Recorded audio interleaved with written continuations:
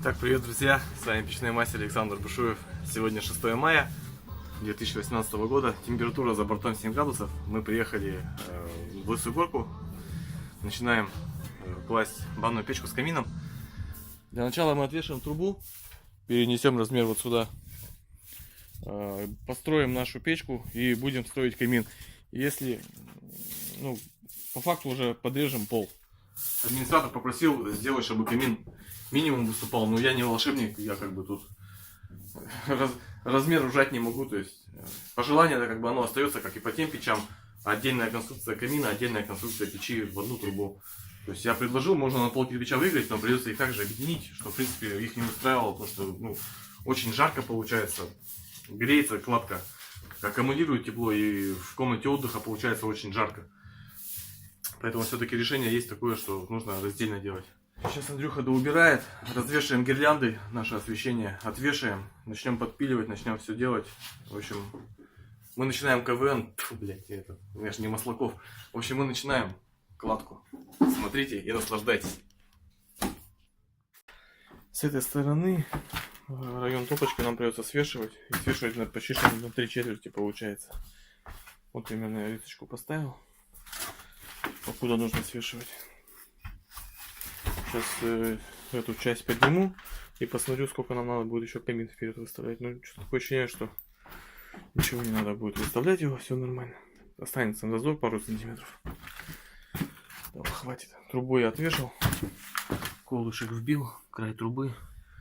Это получается вон тот угол отвешался у меня.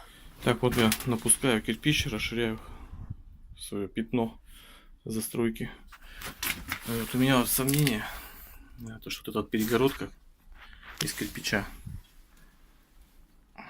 она неизвестно на чем стоит, и вот вдруг ее начнет пучить, вверх пойдет и начнет давить, поднимать угол печи.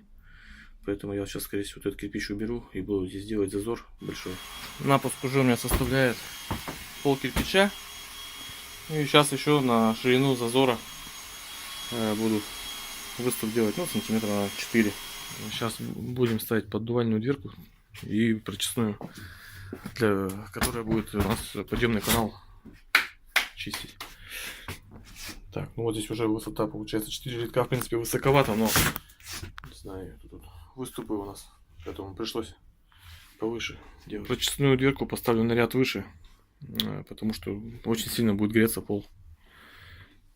По прошлым баням очень сильно греется, жарко, прям невозможно подойти. Так, третий рядок нашей грандиозной конструкции. Значит, что сказать, это пустота, это у нас поддувало, под зольную камеру для камина. В принципе, для камина можно не делать поддувало, но вдруг они захотят потом поставить стеклянную дверку, на всякий случай. В этом месте кто-то оставляет пустоту, чтобы не буторить кирпич. Я тут не стал заморачиваться. Здесь вот это место у печи и пол, тут вообще стоять невозможно будет, горячо будет. Даже если я подниму еще на ряд выше, все равно. Поддувальную дверку я поставил, оставил зазор, то есть 5 мм минимальный зазор. Также она стоит у меня на вате. Так, 4-й ряд положили. Сейчас буду делать выступ под закругление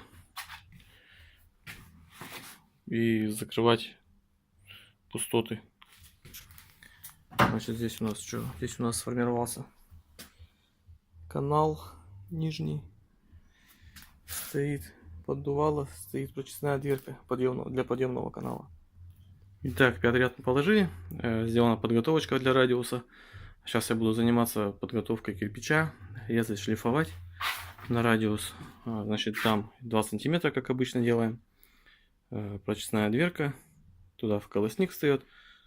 Ну, это канал.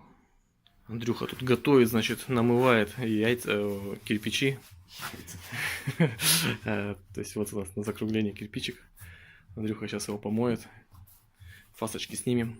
И все, можно будет завтра укладывать. Андрюха, покажи, как ты моешь. Андрюха у нас нежно, он в перчатках моет. Вода холодная. Мы же не из Челябинска, да? Все, так моем. Вот так вот. Угу. Заботливо кладем на место. Сейчас будем класть следующий ряд. Начну я его, значит, не с закругления. Ну, тут по-хитрому надо делать. Снизу подкладочку придется делать, либо потом сверху. Значит, сейчас будем основание класть из огнеупорного кирпича шамотного, ШБ8 в нашем случае.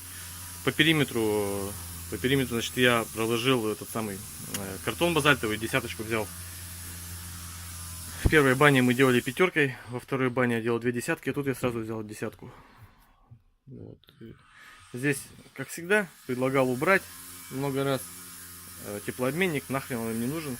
Все гниет. Когда разбирали печку, дверка стояла у пола, и с теплообменника вода на нее капала, и чугун просто сгнил, дыра была, ну вот такая дыра просто. Сделали основание нашей топки, проармировали, как всегда, армировочка с натяжечкой, чтобы звенело.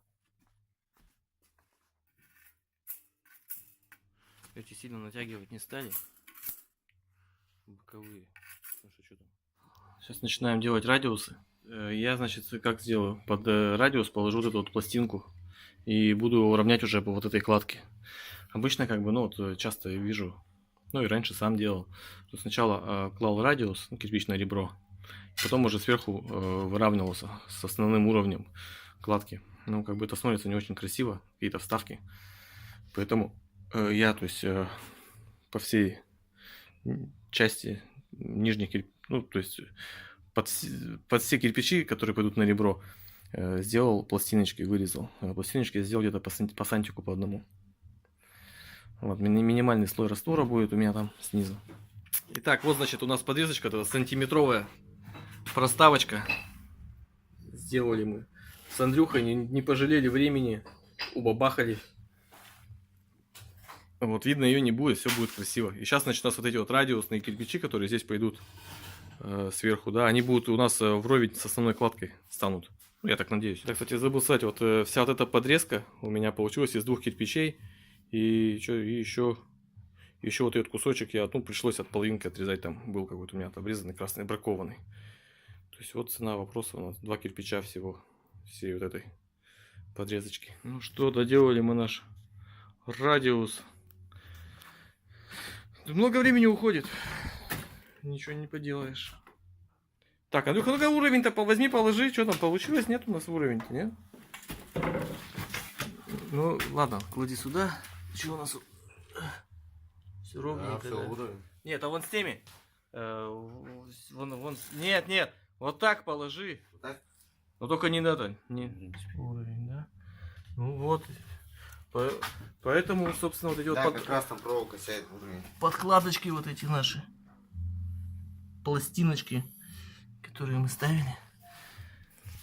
Так, ну вот мы целый день сегодня делали 2 рядка. Время 6 час уже. Поставили, значит, колосник. Везде вата. А там камеры пустоты, ничего страшного.